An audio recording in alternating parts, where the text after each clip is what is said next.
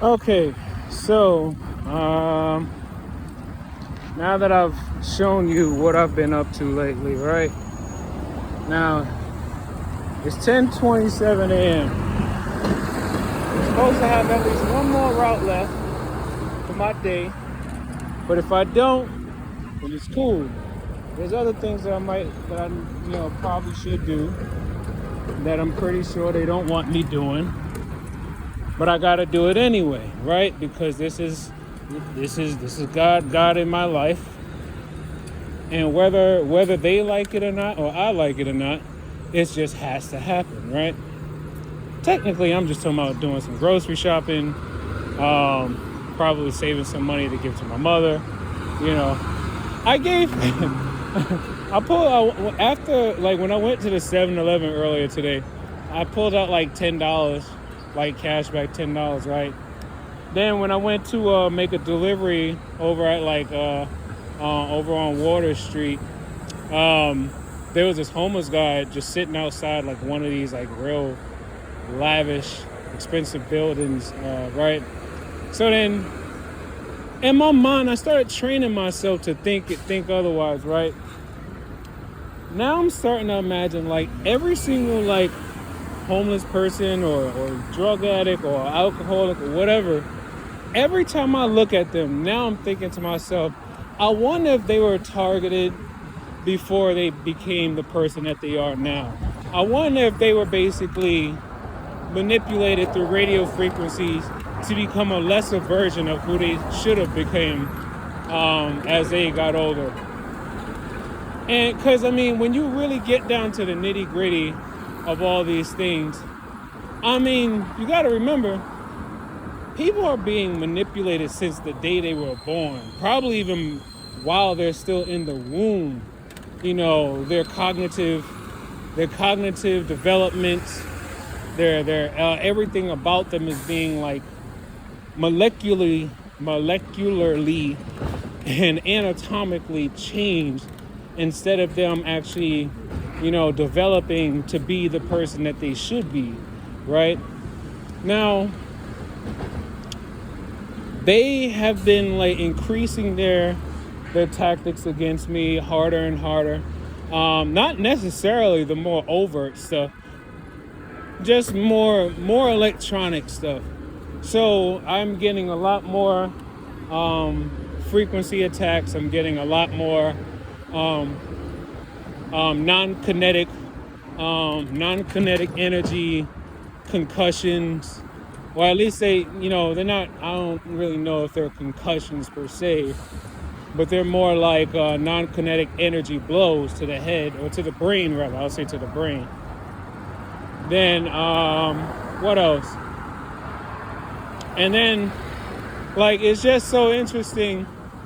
So I had a delivery earlier today, somewhere off of East 24th Street.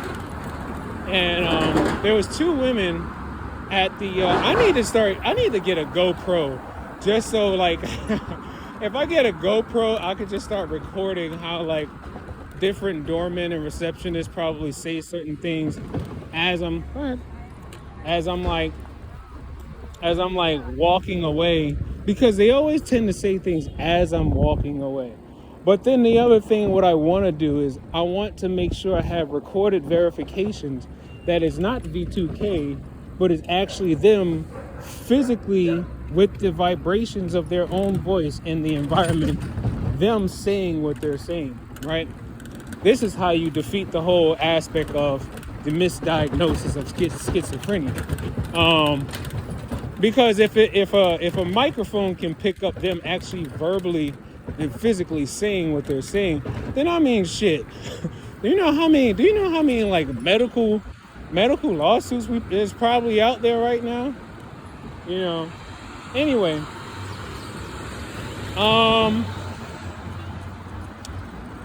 and then I wish I could find a way to like connect like some not electrodes, but more like maybe some type of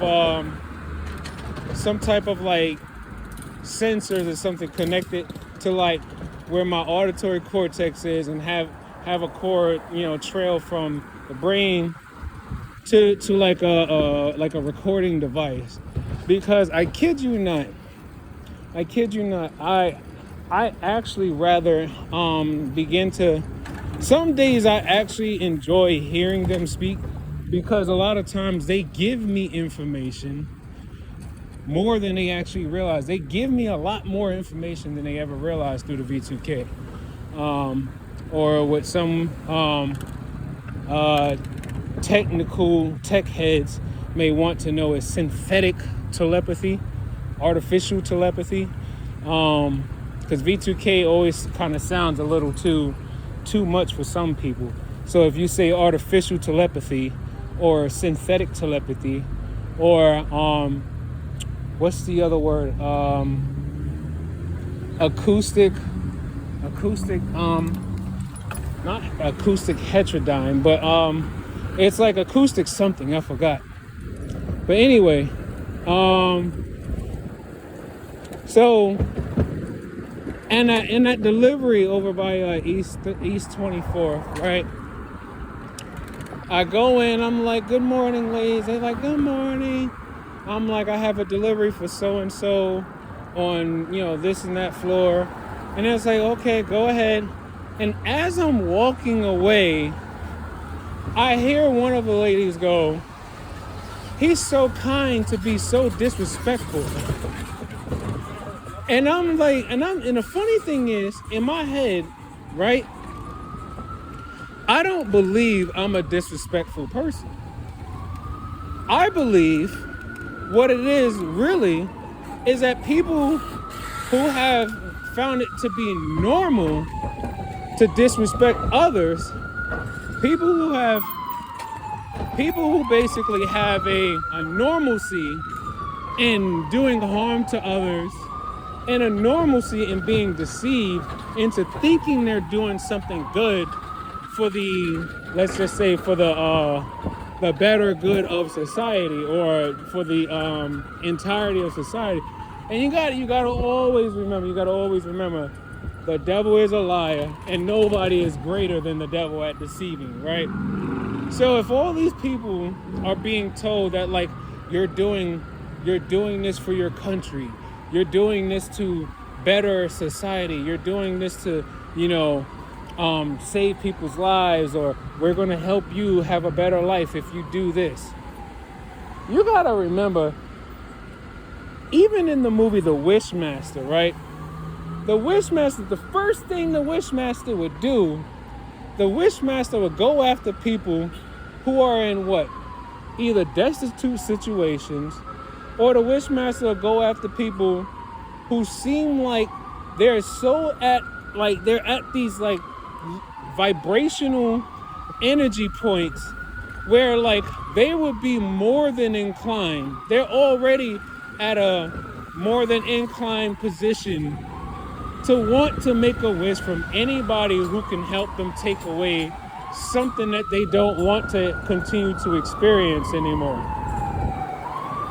Remember, who said it? Was it, I don't remember who said it, but somebody once said that, a good, what was it?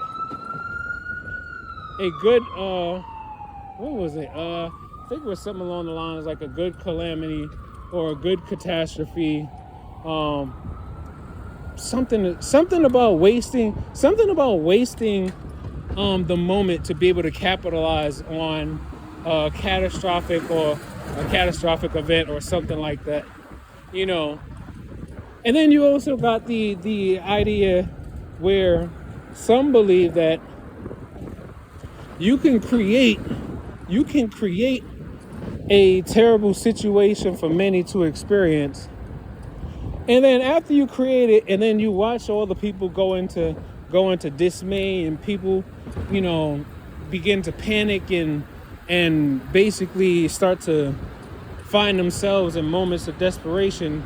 They then begin to, someone or some group was come out of nowhere and be like, we have a solution. All the while, they were the ones that created the situation to begin with. It's like It's like, imagine, you know what? You don't even have to imagine it because, I mean, you're all targeted. So you already know how they would create a situation, wait for you to panic or feel like you're in dismay. And then out of nowhere, someone just happens to pop up in your life and they're like, I have a solution for you. Anyway, hold on 1 second. So, what in the world? Why is it so? Oh, right, I do have some waters. I'm like, why is it so hard to take?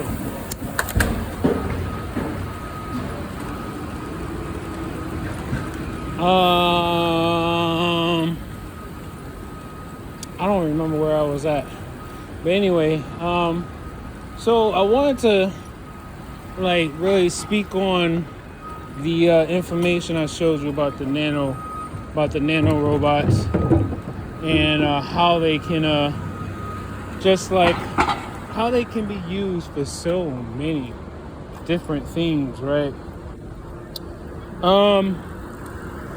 Let me tell you something, right? Okay, what's going on? Is it okay? It feels normal again. It still feels hard. Oh, but you know, I got a lot of waters. Okay. So, remember how I told you that in the very beginning, right? They first tried to no, they didn't try. They actually did scare me a little bit. No, they did scare me. Let me just be honest, because when you first start hearing V2K and you don't know what it is, and someone's telling you they're going to shoot you in your sleep, of course you're going to become alarmed by that, right? You're going to become very alarmed by that, right?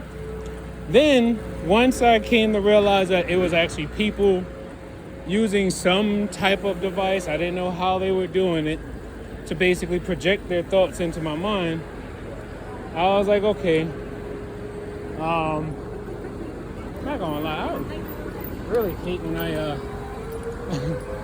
really hate when I have to start up again. Like if I stop then have to start up again, because this is a lot of weight, so it's like to stop and then have to start up again, it's annoying. But anyway, hold on, I'm at my first stop already. I'll be back. So yeah, so then after I realized it was people messing with me with technology, right?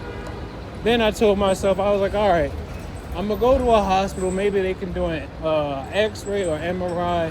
Let me know if something's inside my body or whatever. Then what they do is they say, the entire time as I'm walking to the hospital, they're like, Chris, stop. Stop. You don't have to do this. Chris, stop. You don't even realize what you're about to do. And then next thing you know, as I'm walking to the hospital, right? And I get to the front of the entrance, there's these 3 or 4 dudes. I peep their energy. I know their energy because I grew up around that environment. I grew up around that energy. As I'm walking past them to walk into the entrance of the hospital, they were just standing there looking at their phones, and then all of a sudden I felt their eyes, and I kind of side-eye looked at them, and I felt their eyes basically looking at me, talking about well, they didn't really say anything. They just started laughing. So I'm like, what the fuck are they laughing about? But anyway, after I went to the hospital and everything, they go, now that you, hold on a second. Anyway, so apparently there's one truck driver, this guy right here, for whatever reason, he couldn't, if you look back in the video, right, he was saying that he couldn't turn because my bike was blocking the entrance, right? If you go back and look at the video, he's saying that my bike was blocking the entrance. I cannot actually see that being that that difficult, because I've watched UPS freight trucks make turns with smaller space than that. All he had to do was pull forward on a little right, pull forward up, like pull up forward, turn the wheel a little to the right, and then turn it left, and then slowly back up. I'm like, how you say he couldn't turn? Because that was like, if you look back at the video, you could clearly see that was more than enough space. But he's like, he couldn't make the turn. I'm like, what? I don't know. Y'all hit up the comments and let me know if y'all could have made that turn. Because he parked all the way up the block. And you could go back and go back and look and tell me if that turn was too hard to make. Look at the size of that truck and tell me if that turn was too hard to make. Anyway, so, damn, I want to make a right turn over here. All right, so, right, so now, after I go to the hospital and whatnot, and I realize there's a conspiracy going on, and it seems like everybody is involved. They then say, well, since you went to the hospital and you told them about us, now you either gonna become a police officer or a snitch for the rest of your life. And I'm like, the hell? A police officer or a snitch? What the hell are you talking about? And then they're like, you don't even realize this is secret society. And I'm like, okay, and why are my only two options to become a cop or a snitch? Why are those my only two options? So then I start to challenge it even more, because I'm like, no, because this is literally how it usually starts. They intimidate you to do one thing, and then once you do that one thing, it builds and builds and builds. And then they continue to ask you to do more. Not ask you, because they weren't asking me, they were demanding me. They demand you to do more and more and more. And now they got a frequency burning like the skin of like my pelvic area. Not even the pelvic area, but like right above like the genitalia, almost as if like they're trying to like, well, for lack of better words, create like a blister or something. And I could feel it coming from the phone, because as I'm holding the phone in my right hand, I could feel this pulsing, vibrating energy coming. That's like basically like I feel it on the bottom of my right hand. And remember, all cell phones, especially smartphones, have beam-forming technology. And with all the multiple sensors and multiple antennas that's built into these phones, they basically are sending out several different pulse magnetic waves, electromagnetic waves. And then as they pulse out, they can basically create a concentrated beam that steers however they want. But not only can they just steer a beam, they can also make that beam. Mario! As they're steering the beam, they can also create other beam forms to attach to different parts of the body. Now, it took me a minute, because they kept saying, they're like, oh, as I began to challenge their demands more and more, one of the girls, or actually the two women, they began to say, he's not a real Pisces. He's too competitive. He's competitive. He's not a real Pisces. So then I'm like, what are they talking about? And then the more I think about it, when I had got this job, right, I remember the energy I felt, one from, I'm like, what is on my mouth? Oh. Anyway, I remember the energy I had got from the lady who basically gave me the intro to the job or whatever. What do they call it? Damn, I forgot. Like whatever that thing that you do when you first get a job and they give you the rundown of all the rules and you sign the paperwork. I forgot what you call it. But anyway, so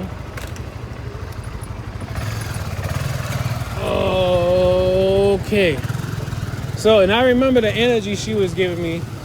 She was mentioning something like, and if someone is trying to steal your bike or whatever, don't try to fight them. Just call the police. And she looked at me. It was like she looked at me. And they was like, ain't nothing wrong.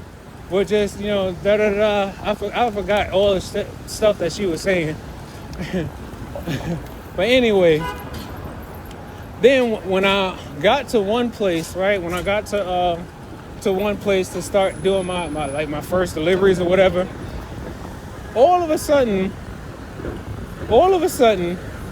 I start to notice the energy of so many people at the job, basically like giving me these vibes, like, oh, he's here, he's not with it. Oh, and then all of a sudden, I remember one dude, not gonna say no names, but one dude, he was talking to somebody on the side, like near a wall or whatever, like they were standing there, like near a wall. And then all of a sudden, he like jumps up, he throws his hands up in the air, and he's like, this nigga was supposed to be a police officer. Right? So now, fast forward, this is the thing that I'm hearing so often, over and over. He was supposed to be a police officer. He was supposed to be a police officer. Right? They just kept, it's like the V2K handlers, they're like always, they're constantly telling their audience, he was supposed to be a police officer. So the more I start to read and learn about nano-robots and the effectiveness in what they do in neurosciences and how they can control neurons and, well, rather manipulate neurons. Well, no, I said it right. Control neuron and like stimulate and, not just only, are they all together?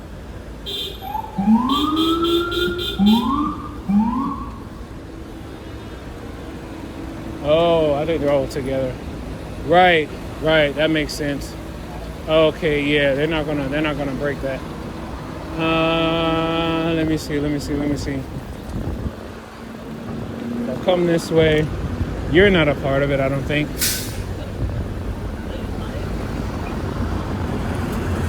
Alright, I'll get in front. I should be alright. Alright. Still recording. Okay. So the more they begin to say, and the more I learn about how nanotechnology is supposed to be the future of creating enhanced human beings and whatnot, it began to dawn on me. Nanotechnology basically is like its own world. You hear that? I know I didn't touch his car, because you would have felt the jerk of the bike if I touched his car.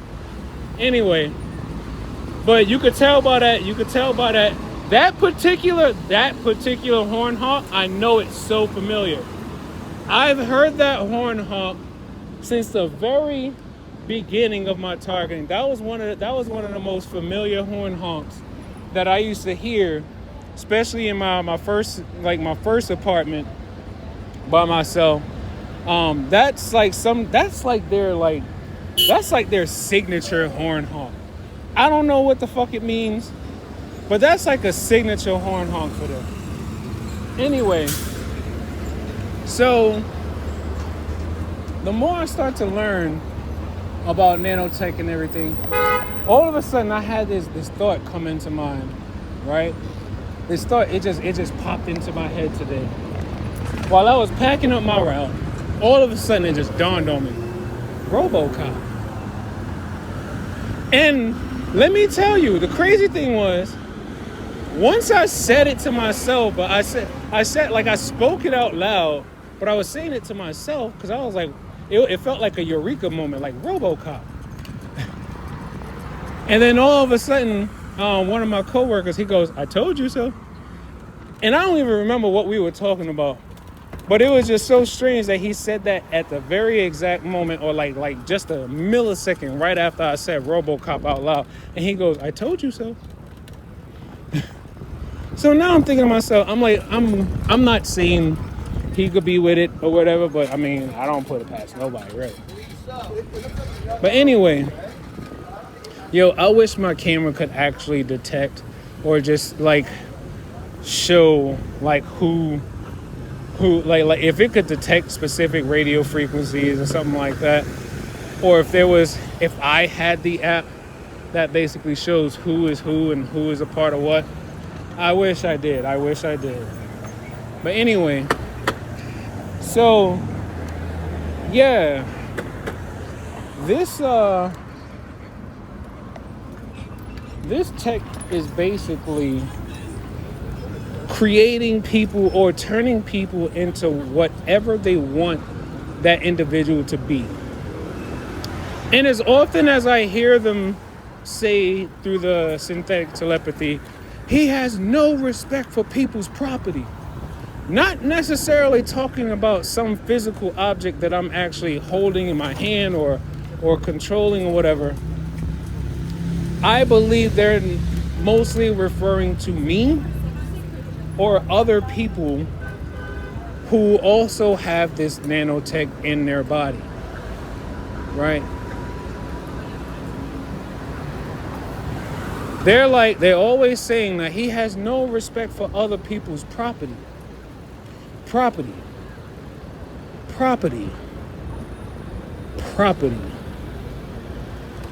He has no respect for other people's property. You gotta remember the movie? Some of you probably never have seen it.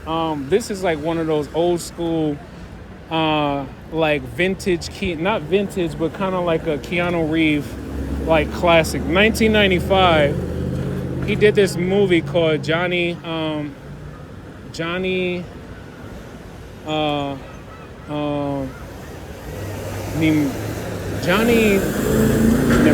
or Mnemothic. I forgot how to pronounce the word, but and basically he's this guy. It takes place in the future where people can now actually take data or information, and they have like these things installed in their and planted in their bodies where they could hook themselves up to computers. And he almost looked like Nipsey Hussle a little bit, or at least from a distance. But anyway, he could basically people in the future can actually download encrypted data and information into their brains, but only to a certain capacity. If you download too much, you could basically kill yourself. It could overload your brain or whatever. I think it's called Johnny Mnemonic. And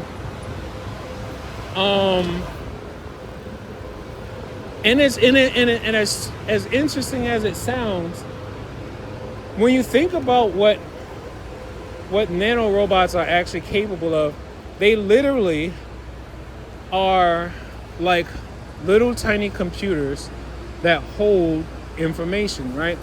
Little tiny nanocomputers that hold information.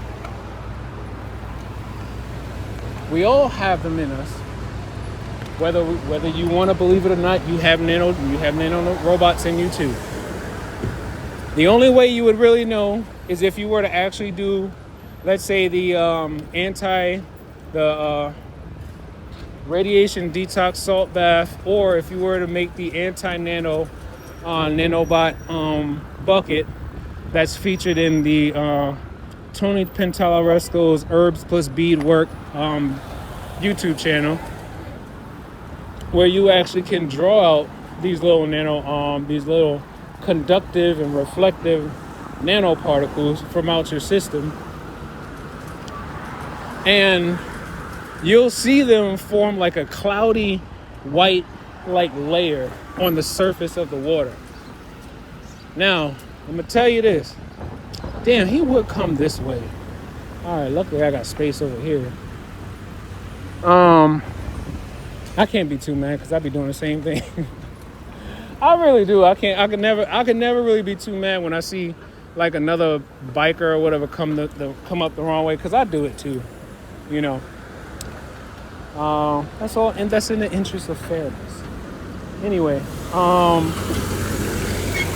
yeah, so this nanotech basically is changing people on a molecular and anatomic level, changing your DNA, changing the way your muscles grow, changing the way your brain functions, changing so many things about you, and you wouldn't even necessarily know how they're doing it. And then sometimes you probably wouldn't even feel how they're doing it.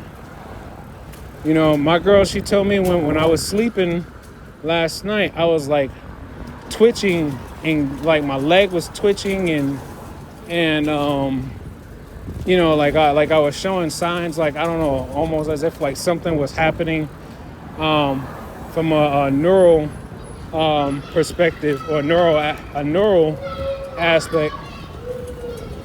And I wouldn't even put it past it, because the neighbors were very, very quiet last night. They were very quiet last night. And I know for a fact that anytime that there is quiet, there's peace and quiet, especially when you know you're being targeted, nah, they up to something. They're up to something. There's no way that they're just not doing something, because you gotta remember, if they're quiet, if you're used to being harassed, and you're used to, you know, dealing with noise campaigns and things like that, and then they get quiet, that's because they're probably either instructed to do something else, or the handlers probably need to focus on doing something to the brain or to the body, and they need us to actually be in a relaxed state. So then we're like at ease, so then they can basically focus on doing whatever it is that they're doing. I'm gonna end the video here just so I can finish out this route. I'll get at you guys later. Hopefully, I don't know, maybe something else interesting will happen. I'll let you guys know later. Peace out. Oh, right. Take like one breath, one thought, one step, one day at a time. Peace.